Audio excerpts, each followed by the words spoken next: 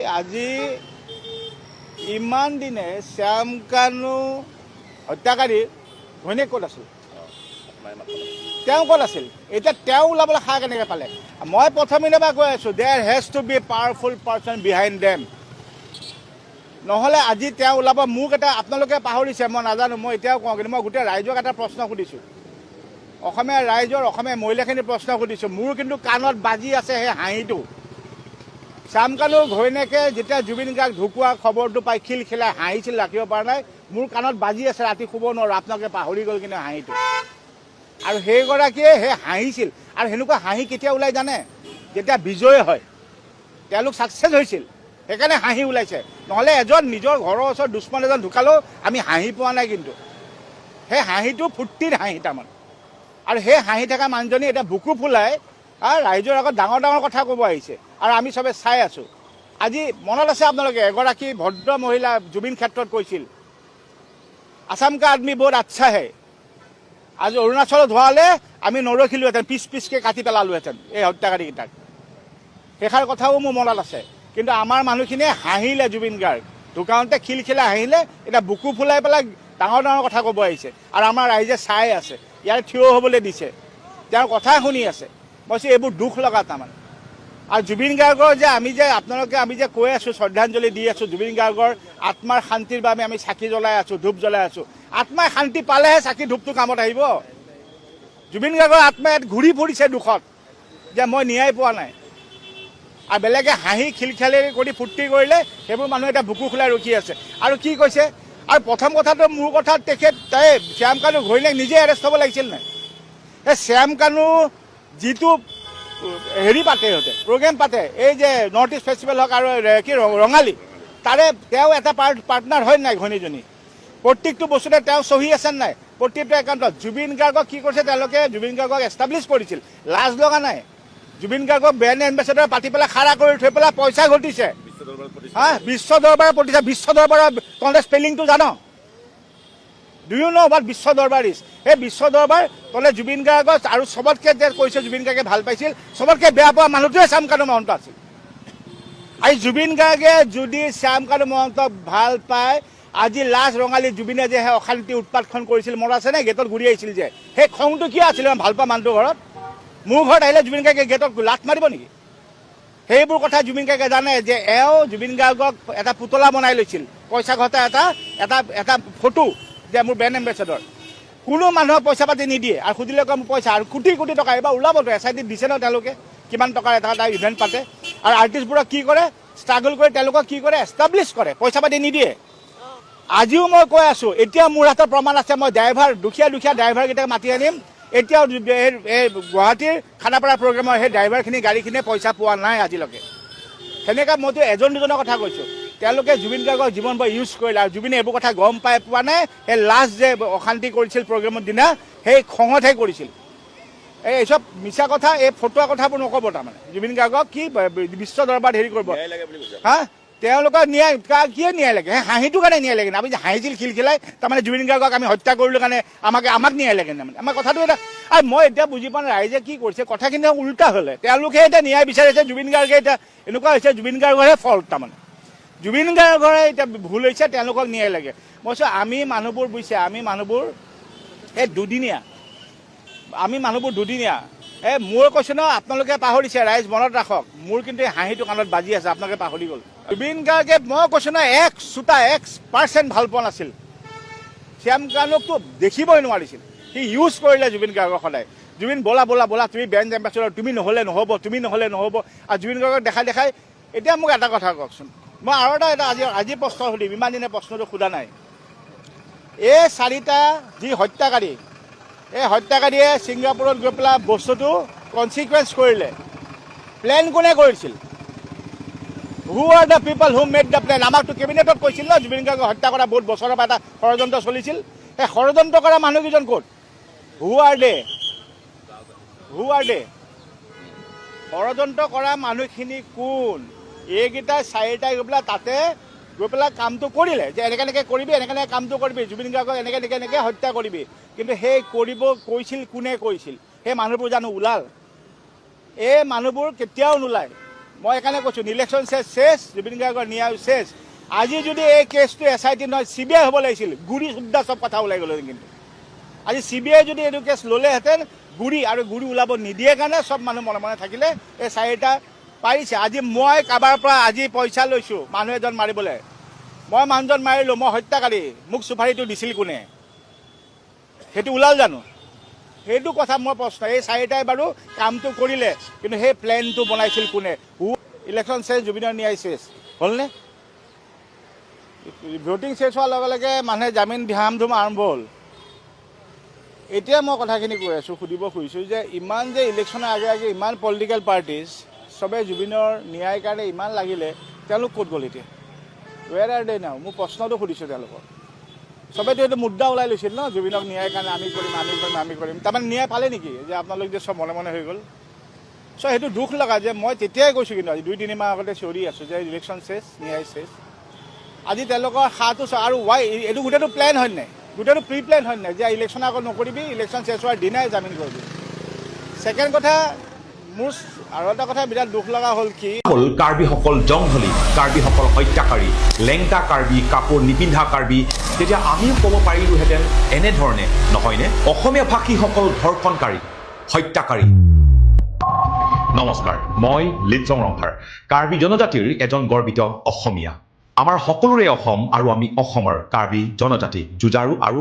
সাহসী কিন্তু আমাৰ নিজৰ মাটিতেই আজি আমাক বহিৰাগতই কাৰ্বি চিনি গোবেক ধমনি দিয়া উদাহৰণ আপোনালোকে দেখিলে আৰু আমি সখী তাৰ আগত আৰু পিছতো আমাৰ প্ৰতিবাদক আপোনালোকে দেখিলে আৰু সকলো অসমীয়া খিলঞ্জীয়া লোকে আমাক সাহস দিলে সমৰ্থন দিলে তাৰ বাবে ধন্যবাদ কিন্তু আচৰিতভাৱে দেখা গ'ল কিছুমানে কমেণ্ট দিলে মন্তব্য দিলে যে অভিনীলৰ কথা পাহৰি গ'ল নেকি যে আপোনালোকে কাৰ্বিসকলৰ লগত থিয় দিলে মাতিছে আন্দোলনক সমৰ্থন কৰিছে আপোনালোকক কৈছোঁ শুনক অভিনীলৰ ঘটনাত আমি অত্যন্ত দুখ প্ৰকাশ কৰিছোঁ কিন্তু য'ত তেওঁলোকৰ হত্যা হৈছিল তাত অসমীয়া লস্কৰ উপাধি মানুহ আছিল বড়ো মানুহ আছিল কিন্তু কাৰ্বি মানুহকেই সেই কথাক লৈ মানসিক শাৰীৰিক হাৰাশাস্তি কৰা হ'ল এতিয়াও কৰে কোৱা হ'ল কাৰ্বিসকল জংঘলী কাৰ্বিসকল হত্যাকাৰী লেংটা কাৰ্বি কাপোৰ নিপিন্ধা কাৰ্বি এনেকুৱা জঘন্য কথা কোৱা হ'ল আমাক কেৱল সেয়াইনে ঠায়ে ঠায়ে আমাৰ কাৰ্বিসকলক মাৰপিট কৰিলে আমাক পুলিচ প্ৰটেকশ্যন দিব লগা হ'ল গুৱাহাটী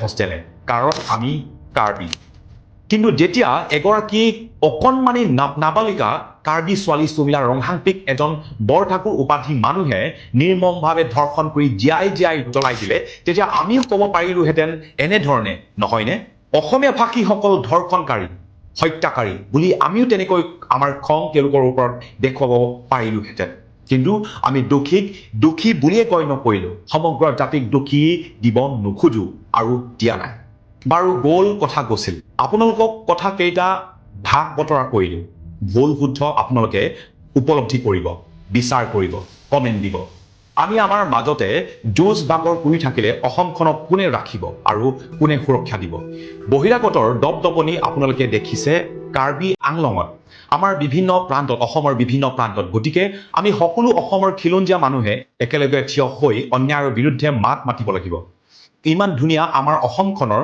কোনো ভূমিপুত্ৰ অধিকাৰৰ পৰা বঞ্চিত নহওক যাতে সেয়া গুৰুত্ব দিব লাগিব কিন্তু আমি অকলে সিমান কৰিব নোৱাৰো যিমান একেলগে হৈ কৰিলে পাৰিম হয় আমাক অভিনীলৰ প্ৰকৃত দুখীয়ে শাস্তি পোৱাটো বিচাৰো কিন্তু সুমিলা ৰংহাংপিৰ কথা পাহৰিব নোৱাৰো ন্যায় সুমিলাও পাব লাগিব আমি অসম সুৰক্ষিত হৈ থকাটো বিচাৰো কিন্তু কাৰ্বি আংলঙৰ পৰিস্থিতিৰ বাবে কৰা এই যুঁজত আপোনালোকৰ সঁহাৰি বিচাৰো চৰকাৰে দিয়া প্ৰতিশ্ৰুতি যি এতিয়াও পূৰণ নকৰিলে তাৰ বিৰুদ্ধে আমি প্ৰতিবাদ আকৌ তীব্ৰতৰ কৰিম আৰু কৰিব গৈ আছো আৰু আমাৰ দাবী পূৰণ নোহোৱা পৰ্যন্ত অনিৰ্দিষ্টভাৱে এই প্ৰতিবাদ হ'ব আৰু এই যুঁজত সমগ্ৰ অসমৰ খিলঞ্জীয়াই আমাক সাহস দিব মৰম দিব আশীৰ্বাদ কৰিব আমাৰ লগত থিয় দিব কাৰণ কাৰ্বি আংলঙৰ সমস্যা কেৱল কাৰ্বি আংলঙৰ সমস্যা হৈ থকা নাই সমগ্ৰ অসমৰ একেই সমস্যা নিৰ্বাচনৰ সময়তে বহিৰাগতৰ দপদপনি দেখা গ'ল অসমৰ বিভিন্ন প্ৰান্তত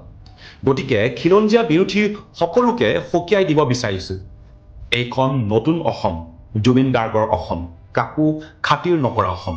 সকলোকে ভাল পাইছিলে, সকলোকে মৰম কৰিছিলে, সকলোকে নিজতকৈও বেছি সকলোকে চাগে বিশ্বাস কৰিছিলে, আৰু সেইটোৱে আমাৰ বাবে ভুল আছিল, জুবিন আৰু মোৰ বাবে।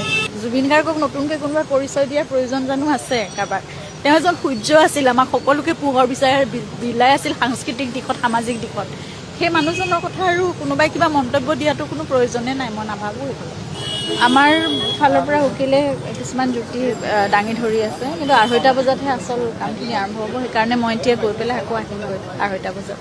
এতিয়া 2:30 বজাত। জুবিনে ভালটো সকলোকে পাইছিলে, সেইটো কথা সঁচা কথা কৈছে। জুবিনে কাক বেয়া পাইছিলে? জুবিনে সকলোকে ভাল পাইছিলে, সকলোকে মৰম কৰিছিলে, সকলোকে নিজতকৈও বেছি সকলোকে চাগে বিশ্বাস কৰিছিলে, আৰু সেইটোৱে আমাৰ বাবে ভুল আছিল, জুবিন আৰু মোৰ বাবে। এতিয়া আমি মানুহ চিনি পোৱাত আমাৰ দেৰি হ'ল, যেতিয়া দুৰ্ঘটনাটো হৈ গ'ল। তাৰপিছত জুবিনে সকলোকে ভাল পাইছিল, কিন্তু ভাৰতীয় ন্যায় ব্যৱস্থা, অসমৰ চৰকাৰ, অসমৰ পুলিচ প্ৰশাসন আৰু গোটেই ৰাইজে যিখিনি বস্তু দেখিছে, আনকি ভিডিঅ'টো দেখিছে, এই গোটেই কথাবোৰ হোৱাৰ পিছত কোনোবাই এনেই কাৰোবাক জেলত ভৰাই থ'ব নেকি? সেইটো প্ৰশ্ন তেওঁ নিজক সোধক। সেইটো আমি সকলোৱে তেওঁক সোধা প্ৰশ্ন আচলতে, আমি সকলোৱে সুধিছোঁ নহয় জানো? আপোনালোকেও কওক। সেইটো আমি এনেইতো কোনেও চখতে কাৰোবাক নি পেলাই জেলত ভৰাই থোৱা নাই। They are behind the bars because they have committed something. আৰু এটা তেওঁলোকে কথা কৈছে যে জুবিন গাৰ্গক হেনো বিশ্ব দৰবাৰত প্ৰতিষ্ঠা কৰিবৰ কাৰণেহে তেওঁলোকে সেইবিলাকলৈ লৈ গৈছিলে, তেওঁলোকে চেষ্টা কৰিছে। সেই প্ৰশ্নটো ৰাইজে উত্তৰ ইতিমধ্যে যথেষ্ট দিছে, আৰু মই নাভাবোঁ সেইবোৰ মানে এনেকুৱা প্ৰশ্ন আহিবলগীয়া প্ৰশ্ন নেকি? জুবিনে আজিলৈকে এই 30 বছৰে যিমানখিনি তেওঁৰ সাধনাৰ চৰ্চা, তেওঁৰ নিজৰ সকলো দিলে, তেওঁ অকল দেশত নহয় বিশ্বত তেওঁ ইতিমধ্যে কিমান কাম কৰি আহিছে। তাৰপিছত আকৌ এইটো কথা আৰু আহিব লাগে নেকি? জুবিন গাৰ্গক নতুনকৈ কোনোবা পৰিচয় দিয়াৰ প্ৰয়োজন জানো আছে কাৰোবাক? তেওঁ এজন সূৰ্য আছিল, আমাক সকলোকে পোহৰ বিলাই আছিল সাংস্কৃতিক দিশত, সামাজিক দিশত। সেই মানুহজনৰ কথা আৰু কোনোবাই কিবা মন্তব্য দিয়াটো কোনো প্ৰয়োজনে নাই, মই নাভাবোঁ সেইটো। আৰু মই উত্তৰ দিব লাগে বুলিও নাভাবোঁ সেইটো কথা। অসমৰ ৰাইজে সকলোৱে জানে। নিৰ্বাচন শেষ হোৱাৰ লগে লগে কিন্তু জামিন বিচাৰি আছে চবে। মানে প্ৰথমে সিদ্ধাৰ্থ চেমগানো প্ৰথমে প্ৰত্যাহাৰ কৰিলে, আকৌ কিন্তু এতিয়া নতুনকৈ জামিন বিচাৰিছে তেওঁলোকৰ ফালৰ পৰা কৰি আছে।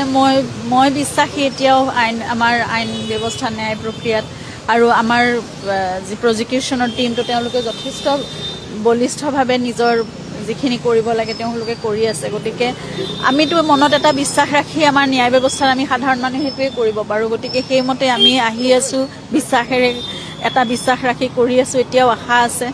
গতিকে সেইটোৱে আৰু চাওঁ এতিয়া কি হয়।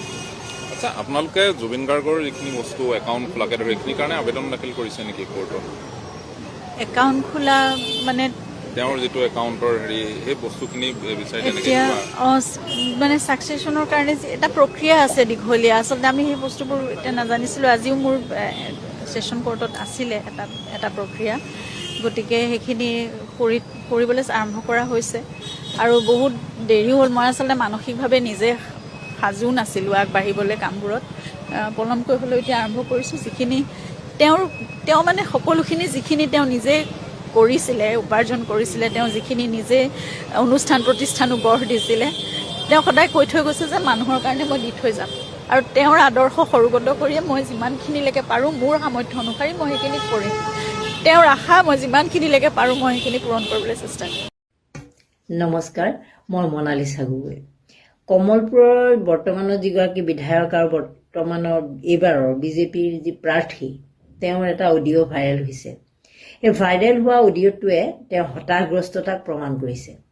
তেওঁ যে ভয় খাইছে সেই কথাটোৱে প্ৰমাণ কৰিছে। তেওঁ যদি ভয় নাখায়, যদি তেওঁ কোনো চিপৰাং মৰা নাই বুলি তেওঁ ভাবে, যদি তেওঁ নিশ্চিত বুলি ভাবে বিজয়, তেনেহ'লে তেওঁ এনেকৈ গালি খপনি কাৰোবাক পাৰিবলৈ দৰকাৰ নাই। যদি তুমি ভাল কাম কৰিছা তেনেহ'লে তুমি জয়ী হ'বা, আৰু যদি তুমি বেয়া কাম কৰিছা, তোমাৰ যদি নিজৰ ওপৰত সন্দেহ আছে যে মই মানুহক আভুৱা ভাৰি আছোঁ, তেনেহ'লে তুমি পৰাজিত হ'বা। কথাটো একেবাৰে জলজল-পটপট। আৰু মই ভাবোঁ গণতান্ত্ৰিক পদ্ধতিৰে যিবোৰ নিৰ্বাচন অনুষ্ঠিত হয় সেইবিলাকত আচলতে সেইটো পদ্ধতিৰে যাব লাগে। যে আপুনি ভাল কাম কৰিছে, আপুনি যদি প্ৰতিশ্ৰুতি দিছে, সেই প্ৰতিশ্ৰুতিত যদি মানুহ পতিয়ন গৈছে, তেনেহ'লে আপুনি জয়ী হওক, কথা নাই। কিন্তু আপুনি বাৰে বাৰে ভুৱা প্ৰতিশ্ৰুতি দি বাৰে বাৰে মানুহক ঠগন দি থাকিব আৰু মানুহে সেই আভুৱা ভৰা কথাত আপোনাক ভোট দি থাকিব, সেই কথাটো কোনো কাৰণতে গ্ৰহণযোগ্য নহয়। অসমৰ নিৰ্বাচনটো এইবাৰ মোৰ এইকাৰণে ভাল লাগিছে, 5খন ৰাজ্যত নিৰ্বাচন অনুষ্ঠিত হৈছে। কেৰালা তামিলনাডুততো কোনো কাৰণত বিজেপিৰ সদগতি নহয়। সদগতি মানে মই ভাল দিশৰ কথা কৈছোঁ, ভাল ফলাফল তেওঁলোকে নাপায়। পুডুচেৰীত যি চৰকাৰ হ'ব সেয়াই বৰ্তমান বিজেপিৰ যিখন চৰকাৰ আছে, বিজেপিৰ সহযোগী দলেই আছে। এতিয়া তেওঁলোকৰ লক্ষ্য হৈ আছিলে পশ্চিমবংগ আৰু অসমত তেওঁলোকৰ কাৰণে একেবাৰে সহজ হৈ থকা বুলি ভাবিছিল, কাৰণ হিমন্ত বিশ্ব শৰ্মা বিজেপিৰ মুখ্যমন্ত্ৰী আৰু তেওঁৰ 40 লাখ হিতাধিকাৰীক সৃষ্টি কৰি থৈছে।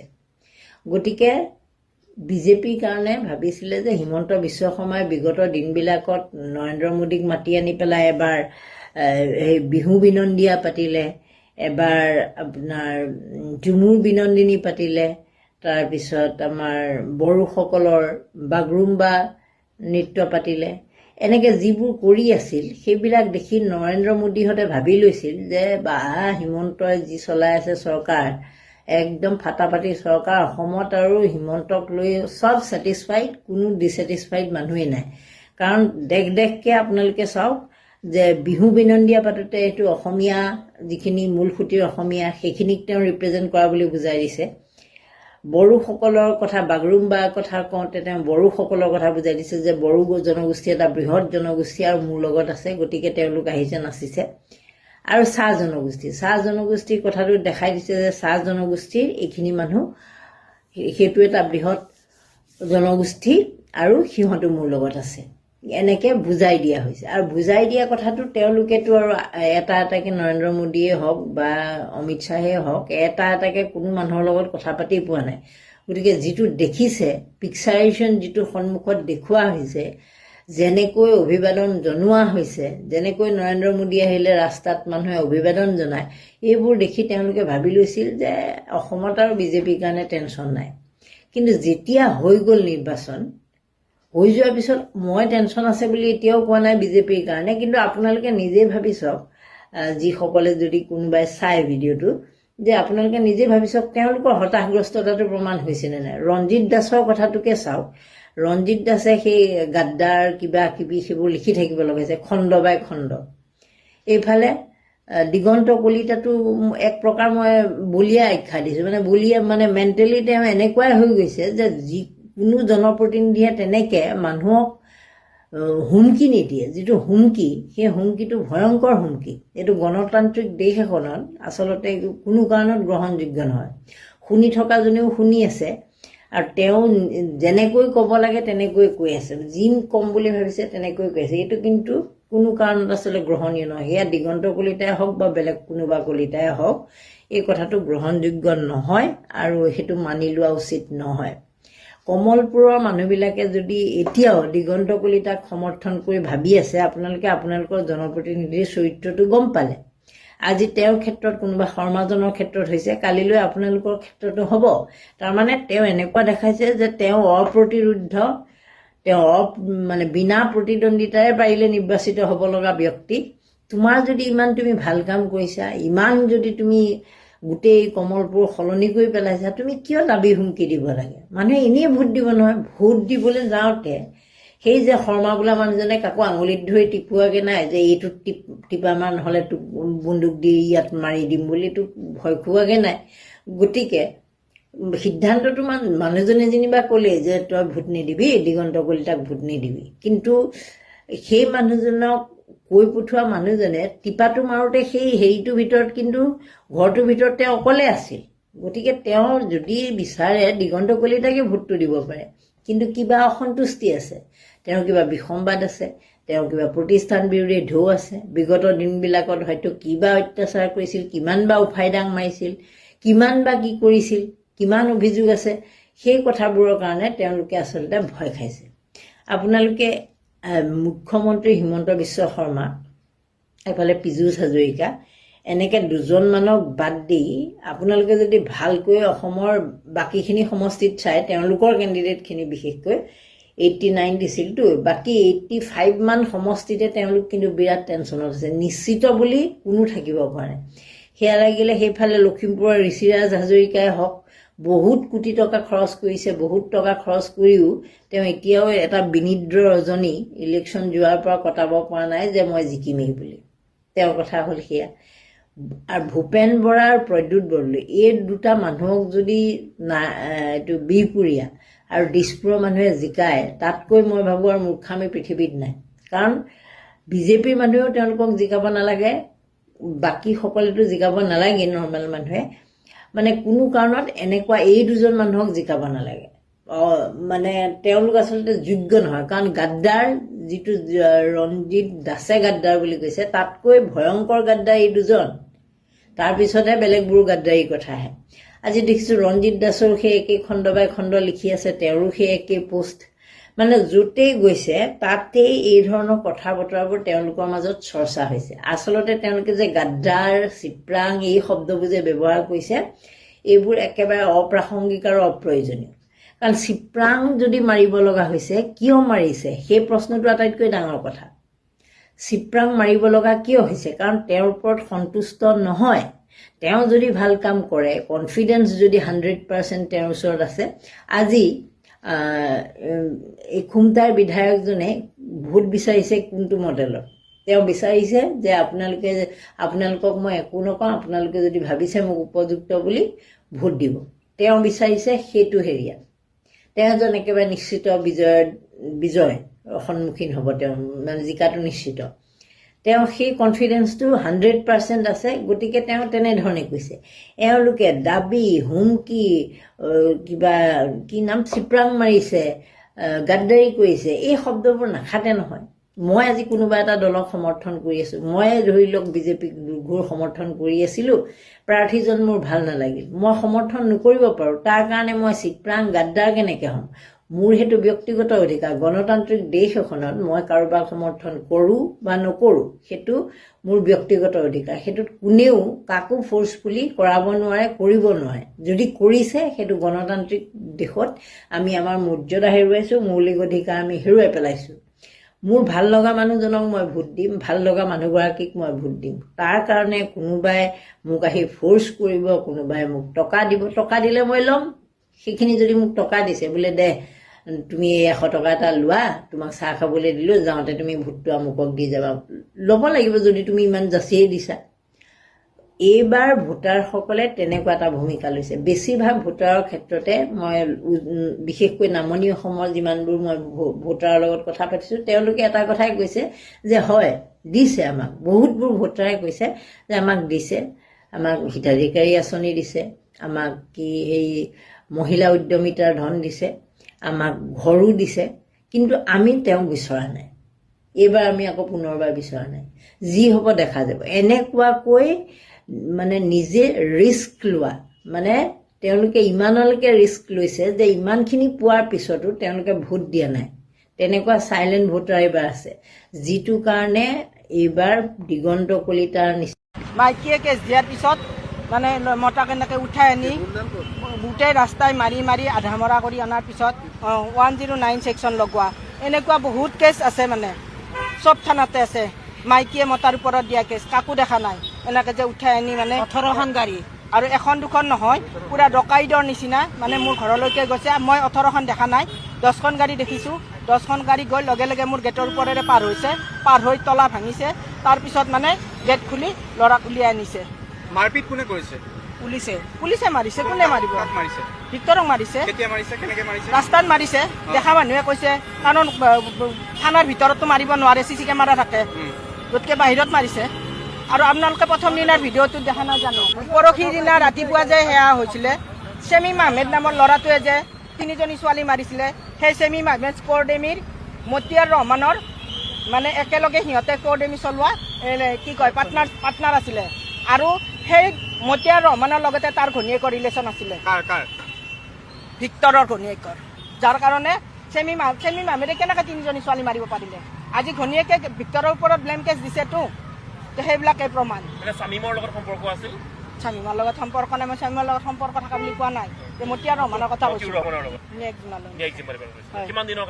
মই সেইটো নাজানো। সেইটো অসমৰ জনসাধাৰণে যিখিনি মানুহ বুজি আছে আৰু যিখিনি নুবুজে মই কৈও বুজাব নোৱাৰিম, কাৰণ জানে নহয় ভিক্টৰে বেয়া ভাষা কয়, গতিকে সেইটো হৈছে চবৰে প্লাছ পইণ্ট, গতিকে মই বুজাব নোৱাৰিম। আৰু ভিক্টৰক বেয়া ভাষা কোৱা পৰ্যায়লৈকে কোনে নি আছে, কি কৰি আছে, মই প্ৰথমে কৈছোঁ যে বুজা মানুহখিনি বুজিব আৰু পিছতো বুজিব।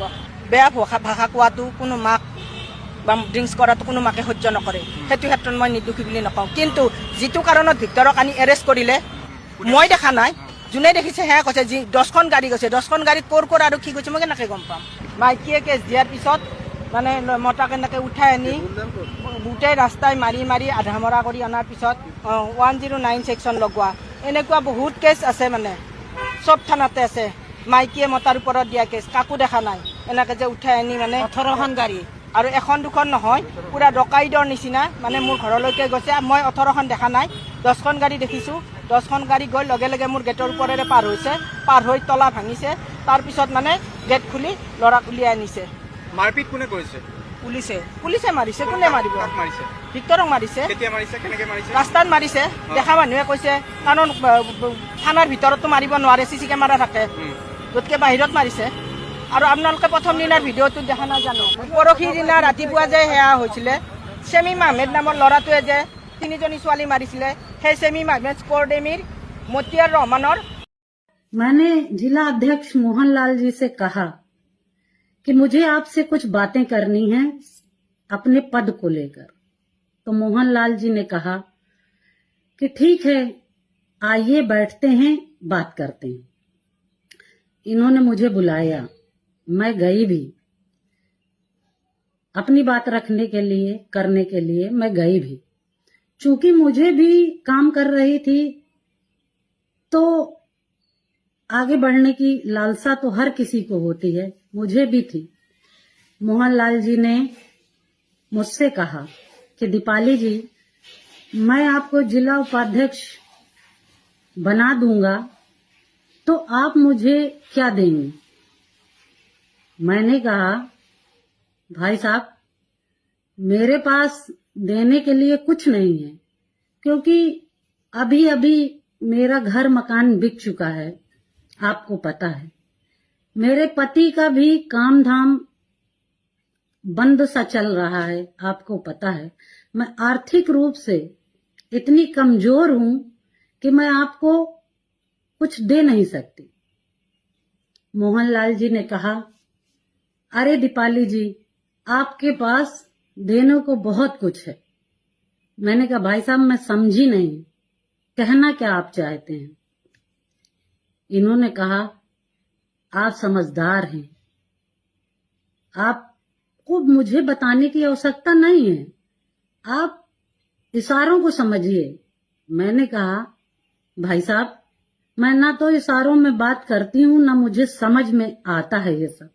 आप खुद कर बताइए, यदि करने योग्य होगा तो मैं जरूर करूँ। तो मोहनलाल जी ने कहा कि यदि मैं आपको जिला उपाध्यक्ष बना देता हूँ तो आप मेरे साथ लखनऊ, दिल्ली, हर जगह चलेंगी, किसी को शक भी नहीं होगा।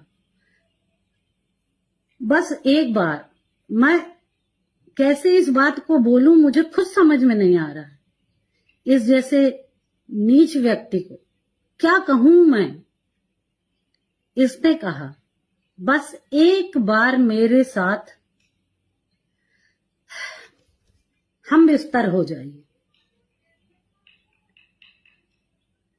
हम बिस्तर होने का मतलब सारा समाज समझता है।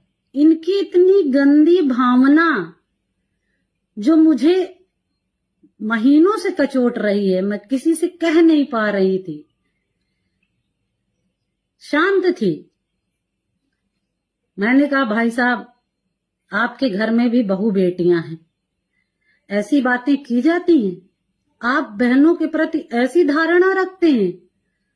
और क्रोधित होकर मैं वहां से आने लगी तो इन्होंने कहा कि दीपाली जी, अगर आप मेरी बात को मान जाएंगी तो मैं जिला पंचायत का आपको टिकट भी दे दूंगा।